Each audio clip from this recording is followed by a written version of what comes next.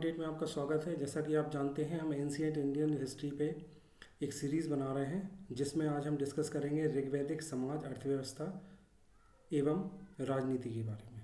ठीक है, तो केयरफुली देखिएगा। हम लोग टोटल 25 क्वेश्चंस इधर डिस्कस करेंगे, जो कि काफ़ी इम्पोर्टेंट हैं। सबसे पहले क्वेश्चन की अगर हम बात करें तो ऋग्वेद मुख्यतः किसका संकलन है। ऋग्वेद जो बेसिकली है वो स्तुतियाँ, हाइनम्स जो हैं ऋग्वेद में बेसिकली स्तुतियाँ हैं। ठीक है, अगर हम बात करें ऋग्वैदिक काल की राजनीतिक इकाई क्या थी, तो ऋग्वैदिक काल की राजनीतिक इकाई जो थी वो क्या थी? जन। जन का प्रमुख क्या कहलाता था? जन का जो प्रमुख कहलाता था वो क्या कहलाता था? राजा। ठीक है, जन का जो प्रमुख कहलाता था वो क्या कहलाता था? राजा। अब ऋग्वैदिक काल में दो प्रमुख राजनीतिक सभाएं कौन सी थी? ठीक है, दो प्रमुख राजनीतिक सभाएं कौन सी थी?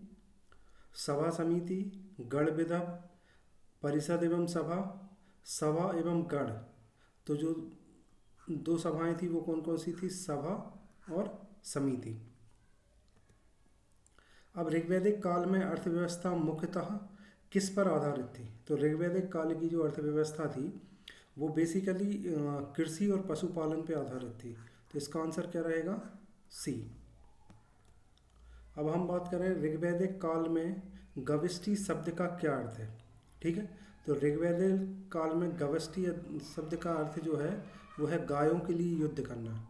गायों के लिए जो आपस में युद्ध करते थे उसको हम बोलते थे गविष्टि।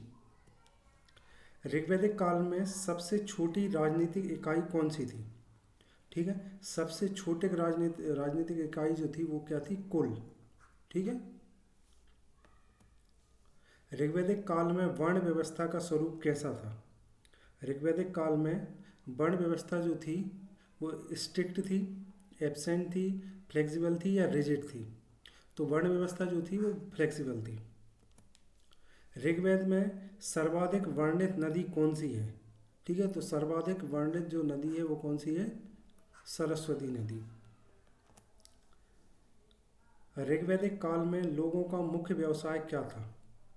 ठीक है, तो ऋग्वैदिक काल में लोगों का जो मुख्य व्यवसाय था वो जो था वो कृषि था। अभी जैसे हमने देखा था कि कृषि और मत्स्य से उनका टोटल इकोनॉमी चलती थी, तो उसमें मत्स्य पालन और कृषि में भी अगर हम बात करें तो सबसे प्रमुख जो था वो था कृषि।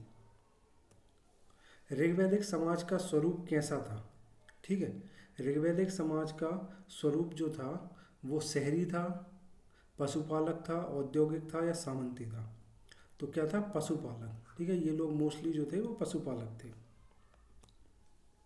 ऋग्वैदिक काल में राजा की सहायता कौन करता था? ठीक है, राजा की सहायता पुरोहित करता था, सेनानी करता था या ग्रामीण लोग करते थे? तो पुरोहित भी करता था, सेनानी भी करता था, ग्रामीण भी करता था। तो इसका आंसर क्या होगा? उपरोक्त सभी, मतलब सभी लोग करते थे। ऋग्वैदिक काल में बलि शब्द का क्या अर्थ था? ठीक है, बलि शब्द का जो अर्थ था वो था युद्ध, वार, गिफ्ट या टैक्स। तो इसका अर्थ था टैक्स, जो कर हम वसूल करते थे उसको बोलते थे बलि। ऋग्वैदिक काल में महिलाओं की स्थिति कैसी थी? ठीक है, in Rigvedic period what was the status of women? ठीक है, अधिकारहीन थी, सभाओं में भागीदारी थी, दासत्व था या पूर्णतः प्रतिबंधित थी? ठीक है, तो इसमें जो था वो सभाओं में महिलाओं की भी भागीदारी थी ऋग्वैदिक काल में। अब हम बात करें ऋग्वैदिक काल में धर्म का स्वरूप कैसा था? तो ऋग्वैदिक काल में एकेश्वरवादी थे, बहुदेववादी थे, नास्तिक थे या मूर्ति पूजक थे? तो अगर हम इसको देखेंगे तो बहुदेववादी लोग थे ऋग्वैदिक काल में। अब ऋग्वैदिक काल में ऋत या ऋता का क्या अर्थ है? ठीक है, तो ये जो होता है ये ब्रह्मांडीय व्यवस्था जो थी, कॉस्मिक ऑर्डर जो था उसको उस टाइम ऋत बोला करते थे। ठीक है। कॉस्मिक ऑर्डर जो था उसको ऋत बोलते थे। ऋग्वेद में विष शब्द का क्या अर्थ है? विष विष का अर्थ जो है वो था विष जना ग्रामा कुल। तो विष का अर्थ जो था वो था जन। 10 राजाओं का युद्ध किस ग्रंथ में वर्णित है? 10 राजाओं का जो युद्ध है वो किस में वर्णित है? सामवेद, यजुर्वेद, ऋग्वेद या अथर्ववेद? तो 10 राजाओं का युद्ध जो वर्णित है वो ऋग्वेद में वर्णित है। ऋग्वैदिक काल में लोग किस धातुओं से परिचित नहीं थे? किन धातुओं से परिचित नहीं थे? ठीक है। तो ऋग्वैदिक काल जो था उसमें तांबा और कांसा किससे परिचित थे? तो तांबा और कांसे से परिचित थे। लोहा, स्टील, ये सब चीज़ें उस टाइम पे नहीं थी। लोहा, एल्यूमिनियम, ये सब चीज़ें नहीं थी उस टाइम पे। जो था कॉपर और ब्रॉन्ज, इन 2 चीज़ों को वो जानते थे। ऋग्वैदिक काल में परिवार व्यवस्था का स्वरूप कैसा था? ठीक है। ऋग्वैदिक काल में जो परिवार का स्वरूप था वो मातृसत्तात्मक था, पितृसत्तात्मक था या लोकतांत्रिक था या सामूहिक था। ठीक है। तो ऋग्वैदिक काल में जो परिवार का स्वरूप था वो पितृसत्तात्मक था, मतलब जो फादर था वो उस फैमिली का हेड होता था। ऋग्वैदिक काल में ग्राम का प्रमुख क्या कहलाता था? ऋग्वैदिक काल में गांव का जो प्रमुख था वो ग्रामणी कहलाता था। ऋग्वैदिक काल में सभा क्या थी? ठीक है।